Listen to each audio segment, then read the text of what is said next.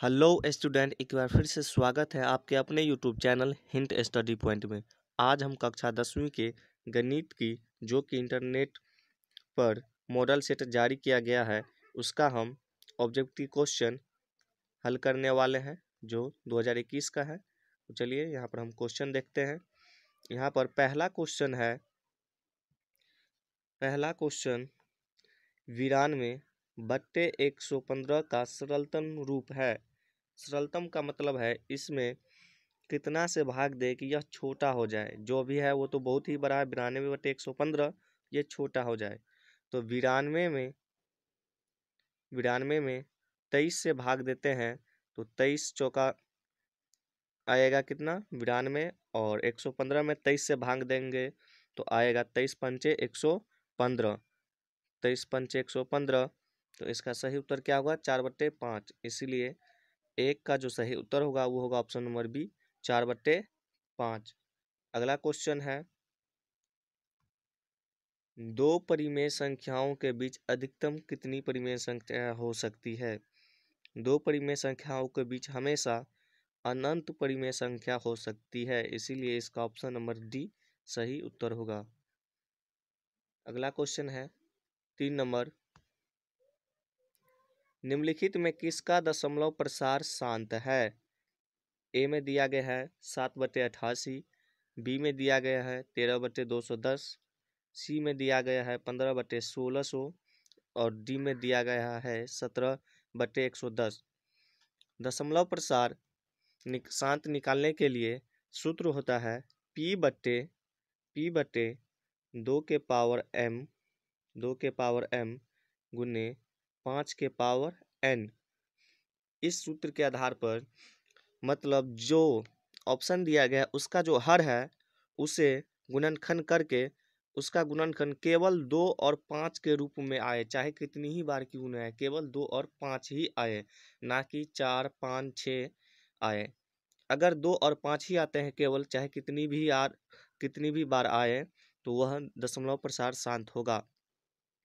तो कैसे, तो यहाँ पर देखिए इसका जो ऑप्शन नंबर सी है ये सही उत्तर होगा। और कैसे समझेंगे कि ऑप्शन नंबर सी सही उत्तर होगा, तो 1600 का जो हम लॉसो लेंगे लघुत्तम या गुणनखंड करेंगे तो कितना आएगा 2 और 5 के ही रूप में आएगा। चलिए यहाँ पर हम निकालते हैं 1600 में हम 2 से भाग लगाएंगे, कितना आएगा 800 आया। फिर इसके बाद हम 2 से 800 में भाग लगाएंगे तो कितना आएगा 400 लगाया। फिर 2 से लगाएंगे तो कितना आएगा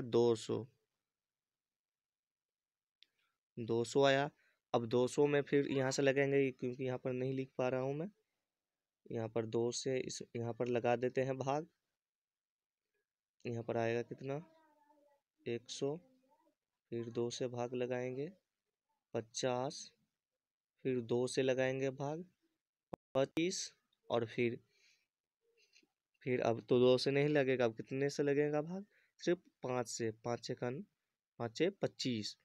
तो यहाँ पर आप देख सकते हैं यहाँ पर केवल 2 2 2 और 5 से भाग लगा है, तो 2 कितनी बार आया है 1 2 3 4 5 6 बार 2 आया है, और 5 आया है कितना बार 2 बार। तो इसे हम लिख सकते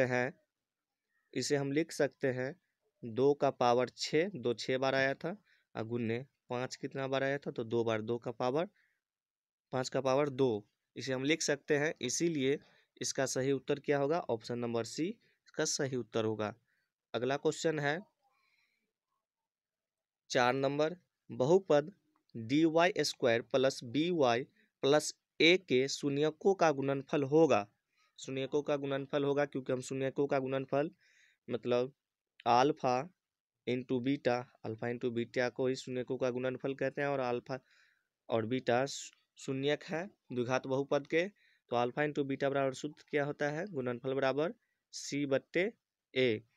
तो यहाँ पर c का मान कितना दिया गया है c का मान है a, और a का मान कितना दिया गया है a का मान कितना दिया गया है यहाँ पर d। तो a/d इसका सही उत्तर होगा।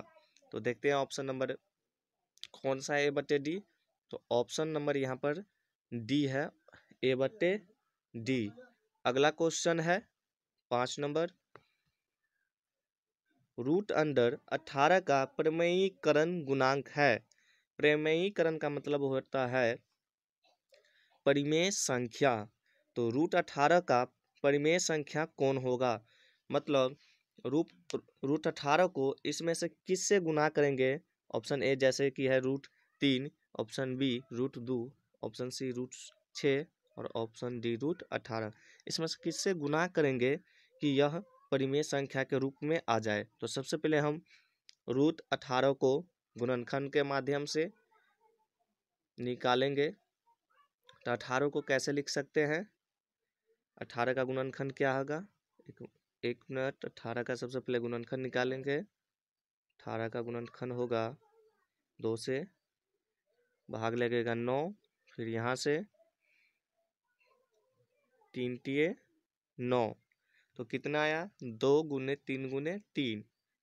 तो यहाँ पर रूट अंडर 18 का आया है बराबर 3 का स्क्वायर, 3 2 बार आया था, तो 3 का स्क्वायर × 2, जिसका स्क्वायर रहता है वो रूट से बाहर आ जाएगा। तो यहाँ पर होगा 3√2।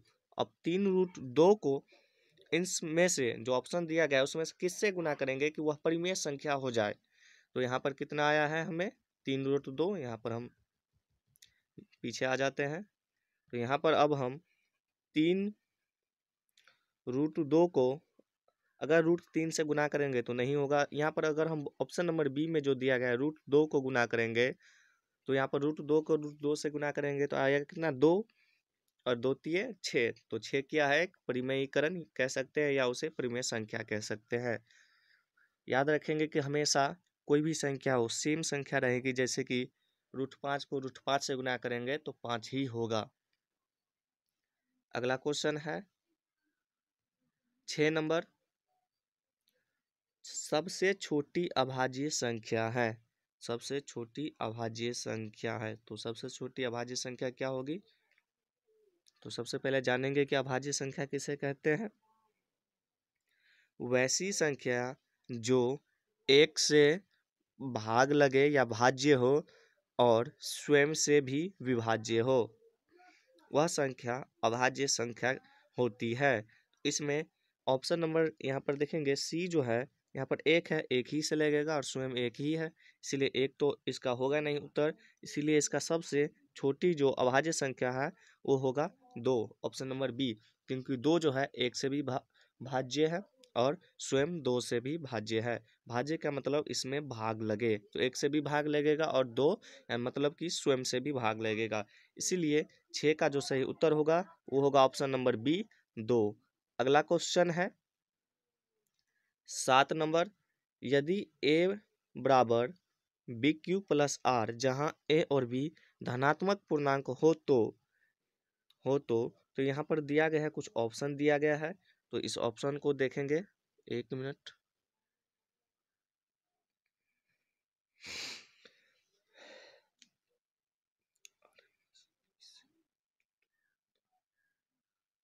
क्या है R बड़ा है B से, ऑप्शन बी में दिया गया है R बड़ा है 0 से, और ऑप्शन सी में दिया गया है R छोटा है बी से, सॉरी यहाँ पर R छोटा है 0 से दिया गया है और यहाँ पर है R छोटा है बी से, या ऑप्शन नंबर डी में दिया गया है इनमें से कोई नहीं। तो हमेशा याद रखेंगे कि जो R होती है R हमेशा B से छोटा होता है और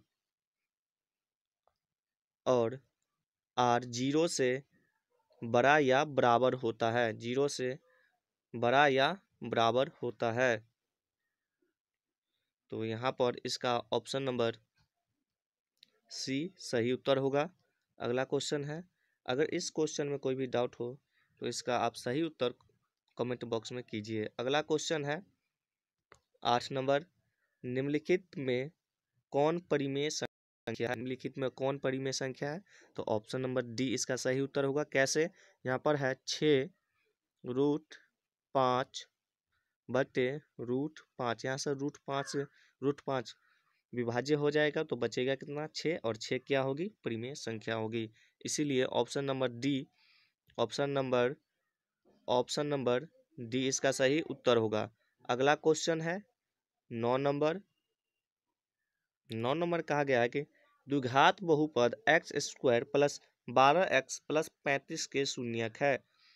ए में है दोनों धनात्मक, बी में है दोनों ऋणात्मक, सी में है दोनों बराबर, और डी में है एक धनात्मक तथा दूसरा ऋणात्मक। एक चीज हमेशा याद रखेंगे कि कभी भी अगर द्विघात बहुपद जो है ये सभी प्लस में हो, तीनों का तीनों प्लस में हो, तो उसका जो शून्यक होगा दोनों शून्यक हमेशा ऋणात्मक होगा। अगर यहाँ पर तीनों का तीनों प्लस में हो, धनात्मक में हो, तो इसका जो शून्यक होगा हमेशा ऋणात्मक होगा। इसीलिए 9 का जो सही उत्तर होगा वो होगा ऑप्शन नंबर बी। अगर इस क्वेश्चन को आप हल करेंगे तो देखिएगा कि जो 2 शून्यक आएगा वो माइनस में ही आएगा। इसीलिए इसका सही उत्तर क्या होगा ऑप्शन नंबर बी। अगला क्वेश्चन है 10 नंबर। निम्नलिखित में कौन अपरिमेय संख्या है? कहा गया है कि निम्नलिखित में कौन अपरिमेय संख्या है। यहाँ पर देखेंगे ऑप्शन ए में है रूट अंडर 121। 121 का वर्गमूल कितना होगा 11। ऑप्शन नंबर बी 196 का कितना होगा 14, और 27 का क्या होगा 27 का कुछ भी नहीं होगा, इसलिए 27 ही इसका आंसर होगा। वैसे ऑप्शन नंबर डी देखते हैं तो डी कितना का होगा 289। तो यहाँ पर 289 भी होती है किसी संख्या का 17 का शायद, तो यहाँ पर 13 का या 17 का होगा। यहाँ पर ऑप्शन नंबर सी ही इसका सही उत्तर होगा। यहाँ पर ये गुना करके देख लेंगे कि क्या होगा इसका, लेकिन होगा, इसीलिए इसका सही उत्तर क्या होगा ऑप्शन नंबर सी। अगला क्वेश्चन है 11 नंबर। बहुपद 5y² माइनस 25 के शून्यक है। यहाँ पर कहा गया है कि जो यह बहुपद है 5y² माइनस 25 का शून्यक है, तो शून्यक कितना होगा 2 होगा। यहाँ पर हम लिख सकते हैं 5y² माइनस 25 बराबर 0। हम 0 लिख सकते हैं। तो यहाँ पर 5y² बराबर, ये माइनस 25 है, बराबर के दाहिने भाग में जाएगा तो ये क्या हो जाएगा प्लस, और यहाँ पर y² में 5 है तो यहाँ पर y² बराबर 25/5। 25 में 5 से भाग लगाएंगे तो कितना आएगा 5। तो y² बराबर कितना बचा y² बराबर 5। अब y बराबर कितना हो जाएगा, जब स्क्वायर बराबर के दाहिने साइड या बाएं साइड आती है तो वह संख्या रूट में, वह स्क्वायर जो है रूट में बदल जाती है। इसीलिए जो बराबर में 5 है वो √5 हो जाएगा। और जब किसी भी बहुपद का एक शून्यक रूट में हो और दूसरा शून्यक न हो, तो एक शून्यक जो है जैसे कि अभी आया था y बराबर √5, तो वैसे ही जब एक ही शून्यक प्राप्त हो वो भी प्लस में, और तो वो जो हो जाएगी जो रूट वाली संख्या है वह एक और माइनस में हो जाएगी। √5 और √-5, एक प्लस में और एक माइनस में इसका शून्यक आता है। इसीलिए इसका जो शून्यक होगा वो क्या होगा √5 माइनस √5। इसीलिए देखते हैं √5 माइनस √5 कौन सा ऑप्शन है, तो ऑप्शन नंबर सी इसका सही उत्तर है। अगला क्वेश्चन है 12 नंबर। 12 नंबर क्वेश्चन है 12 नंबर क्वेश्चन में कहा गया है एक द्विघाती बहुपद के शून्यकों का योग तथा गुणनफल क्रमशः 3 तथा -40 है। तो द्विघाती बहुपद है, तो द्विघात बहुपद ज्ञात करने के लिए कहा गया है। तो द्विघात बहुपद का सूत्र क्या होता है, ऑप्शन नंबर 12 है। तो द्विघात बहुपद का सूत्र क्या होता है, सूत्र होता है x² minus alpha plus beta into x plus alpha into beta, यह सूत्र होता है। तो x² का x² रहेगा, यहाँ पर x² का x² minus alpha plus beta को ही शून्यकों का योग कहा जाता है। तो शून्यकों का योग कितना दिया गया है तो 3 है, तो यहाँ पर लिखेंगे 3 कोष्ठबंध इंटू एक्स प्लस, और अल्फा इंटू बीटा को कहा गया है शून्यकों का गुणनफल। शून्यकों का गुणनफल कितना दिया गया हमें प्रश्न में? -40, इसीलिए यहाँ पर लिखेंगे हम -40। तो यहाँ पर देखिए 3 को x से गुना करेंगे तो 3x, और यहाँ पर ये प्लस हो जाएगा और ये माइनस है तो माइनस एक्स स्क्वायर बराबर एक्स स्क्वायर माइनस 3x, यहाँ पर ये प्लस है और ये माइनस है, plus minus minus, x square minus 3x minus 40, यह बहुपद होगा, यह बहुपद होगा। और देखते हैं कि यह ऑप्शन नंबर कितने में है, x square minus 3x minus 40। तो यहाँ पर ऑप्शन नंबर 12 का जो ए होगा इसका सही उत्तर यही में दिया गया है, x square minus 3x minus 40।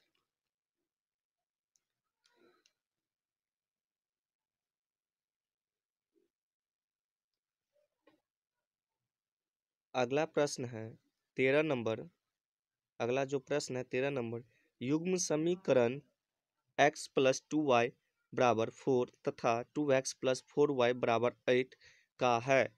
जो इस समीकरण को जब हम तोड़ेंगे तो कैसे तोड़ेंगे, तो इसका जो सूत्र होता है, इसमें कहा, पहला ऑप्शन देख लेते हैं। इसमें कहा गया है कि ऑप्शन ए में है एक हल, ऑप्शन बी में है दो हल, ऑप्शन सी में है कोई हल नहीं, या ऑप्शन डी में है अनगिनत हल। तो इसमें जो हम जानेंगे कि इसे हम किस सूत्र पर हल करेंगे, तो इसका जो सूत्र होता है a1 बट्टे a2 बराबर b1 बट्टे b2 बराबर c1 बट्टे c2। ये इसका सूत्र होता है। तो a1 x को मानेंगे, और पहले समीकरण का x को मानेंगे a1, और दूसरे समीकरण के x वाले को मानेंगे a2, और इसी प्रकार y, पहले y वाले को मानेंगे b1 और दूसरे को मानेंगे b2, और जो संख्या बच जाएगी उसे हम c1 c2 मान के, इन तीनों को जब हम भाग करेंगे, a1 को a2 से a1 में जो हम भाग करेंगे तो यहाँ पर तीनों का मान समान आएगा। कितना आएगा, तो वह आएगा 1/2। आप हल कर लीजिएगा, वो आएगा 1/2। तीनों बराबर होगा, जब तीनों बराबर होगा तो वह अनगिनत हल होगा, अनगिनत हल होगा। इसलिए ऑप्शन नंबर डी इसका सही उत्तर है। अगला क्वेश्चन है 14 नंबर, यदि बहुपद एक्स स्क्वायर प्लस ए एक्स माइनस बी के शून्यक एक दूसरे के व्युत्क्रम हो तो बी का मान होगा। ऑप्शन ए में है 1, ऑप्शन बी में है -1, ऑप्शन सी में है 0, और ऑप्शन डी में है ए स्क्वायर। इसका सही उत्तर आप कमेंट बॉक्स में कीजिए। अगला क्वेश्चन है 15 नंबर, अर्धवृत्त का कोण होता है।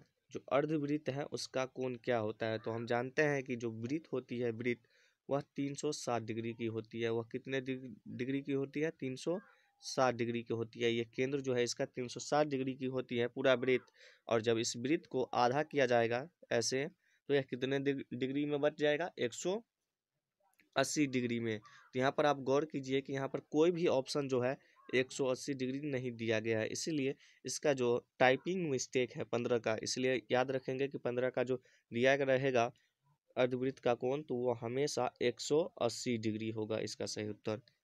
अगला क्वेश्चन हम देखेंगे 16 नंबर, द्विघात समीकरण A X square plus B X plus C बराबर 0, जहाँ ए बराबर नहीं है 0 के वास्तविक मूल नहीं है, यदि ऑप्शन ए है B square minus 4ac minus 4ac बड़ा है 0 से, और इसके बाद है ऑप्शन बी बी स्क्वायर बराबर नहीं है 4ac, या ऑप्शन सी है बी स्क्वायर माइनस 4ac बराबर 0, या ऑप्शन डी है बी स्क्वायर माइनस 4ac बड़ा है 0 से। तो इसका जो सही उत्तर होगा वो होगा ऑप्शन नंबर डी। इसका सही उत्तर ऑप्शन नंबर डी होगा।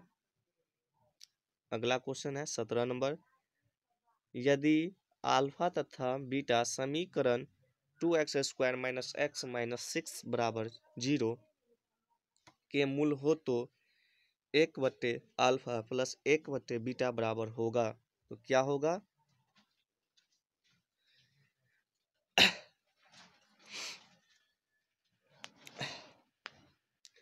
चलिए इसका हम हल करते हैं। तो इसका हल हम कैसे करेंगे? तो यहाँ पर दिया गया है ए का मान कितना है। सबसे पहले देखेंगे कि ए बराबर कितना है। ए बराबर है 2, बी बराबर कितना है, यहाँ पर कुछ नहीं है तो -1, और सी बराबर कितना है -6। अब यहाँ पर हम जानते हैं कि अल्फा प्लस बीटा यानी कि शून्यकों का योग, मतलब शून्यकों का योग बराबर होता है -b/a। तो अल्फा प्लस बीटा बराबर क्या होगा -b/a। -b/a, तो यहाँ पर देखेंगे माइनस सूत्र से, और जो b का मान है वो भी -1 है, -1 है बटे a होता है। तो a का मान कितना है 2, a का मान है 2, तो यहाँ पर होगा माइनस माइनस प्लस 1/2। तो अल्फा प्लस बीटा का मान क्या आया 1/2 याद रखेंगे, और अल्फा इंटू बीटा शून्यकों का गुणनफल c/a।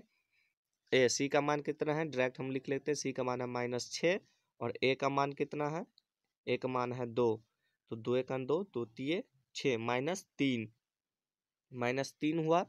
तो यहाँ पर याद रखेंगे अल्फा प्लस बीटा का कितना मान आया था 1/2, और अल्फा इंटू बीटा का मान कितना आया था -3।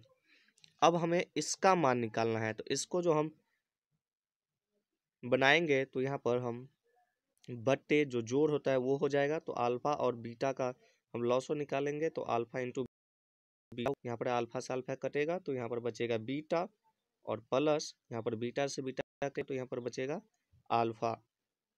तो हम जानते हैं अल्फा प्लस बीटा या बीटा प्लस अल्फा बराबर कितना आया था 1/2, और अल्फा इंटू बीटा बराबर मान क्या आया था -3। -3 के बट्टे में कुछ नहीं है तो 1 रख देंगे, तो यहाँ पर लिखेंगे 1/2 गुने 1 चला जाएगा ऊपर, कुछ नहीं है तो 1 ऊपर, अब -3 नीचे गुना करेंगे, तो 1 को 1 से गुना करेंगे 1, और 2 को -3 से गुना करेंगे तो -6। इसीलिए इसका सही उत्तर क्या होगा 1/-6। ऑप्शन नंबर डी इसका सही उत्तर होगा। अगला क्वेश्चन है 18 नंबर। समांतर श्रेणी -3 4 11 18 का 21वां पद है। 21वां पद बराबर सूत्र क्या होता है? 21वां पद बराबर सूत्र होता है a+20d। दूसरे सूत्र के अनुसार भी आप बना सकते हैं, खैर अभी हम इस सूत्र के हिसाब से बनाएंगे। तो a का मान कितना दिया गया है -3 प्लस 20 गुने d का मान क्या होगा, d बराबर सूत्र होता है a2 - a1। तो 4 में से -3 को घटाएंगे तो माइनस माइनस जैसे सूत्र होता है a2 - a1, तो a2 का मान कितना है 4, सूत्र वाला माइनस, और सवाल में भी -3 है तो माइनस माइनस प्लस, 4 3 7 गुने 7। तो यहाँ पर होगा -3 और प्लस 20 को 7 से गुना करेंगे तो 7 दूनी 14, 140, और 140 में से -3 को घटाएंगे तो क्या आएगा 137। तो इसका सही उत्तर क्या होगा 137। यहाँ पर 137 है, हाँ है, ऑप्शन नंबर डी इसका सही उत्तर होगा। अगला क्वेश्चन है निम्नलिखित में कौन सा द्विघात समीकरण है? तो इसका ऑप्शन नंबर ए सही उत्तर होगा। अगला क्वेश्चन है 20 नंबर। समांतर श्रेणी 80 76 72 68 का कौन सा पद 0 है? कौन सा पद 0 है? तो यहाँ पर मतलब an का मान हमें क्या दिया गया है 0 दिया गया है। कौन सा पद 0 है, हमें n का मान निकालना है, और a का मान तो 80 होगा, a का मान 80, और d का मान क्या होगा a2 - a1। तो 76 में से 80 घटाएंगे तो क्या होगा -4। तो यहाँ पर हम an बराबर लिखेंगे an बराबर a plus n minus 1 into D सूत्र होता है। तो an का मान है 0, a का मान है 80 प्लस n का मान हमें निकालना है 1, और d का मान क्या है -4। तो यहाँ पर 0 बराबर 80 -4 को n से गुना करेंगे तो -4 n, और -4 को -1 से गुना करें तो +4। 80 4 कितना हो जाएगा 84। यहाँ पर लिखेंगे बराबर था, ये 0 था, यहाँ पर लिखेंगे 84